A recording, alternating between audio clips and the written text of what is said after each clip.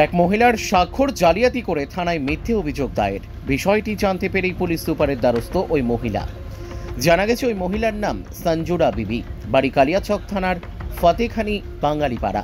তার অভিযোগ, চলতি মাসের গত 10 তারিখ বৃহস্পতিবার তার স্বাক্ষর জালিয়াতি করে তাকে বাদী বানিয়ে কালিয়াচক থানায় কাপড় ব্যবসায়ী রহিম বিশ্বাসের নামে অভিযোগ দায়ের করা হয়।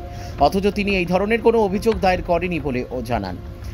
সেই দিন তিনি বাড়িতেই ছিলেন, কিন্তু কেউ বা কারা তার স্বাক্ষর জালিয়াতি করে এই অভিযোগ দায়ের করেছে, তাই তিনি পুলিশ সুপারের দ্বারস্থ হয়েছেন। মালদা থেকে বিশ্বজিৎ মণ্ডলের রিপোর্ট, এস নিউজ বাংলা।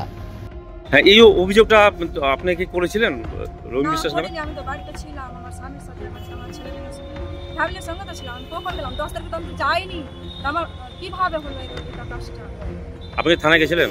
না, থানা যাইনি, বাড়িতেই ছিলাম পরিবারের সঙ্গে। তা আপনার নাম দিয়ে অভিযোগ হয়েছে? আমি জানি না, আমি জানি তো কিভাবে বলবো।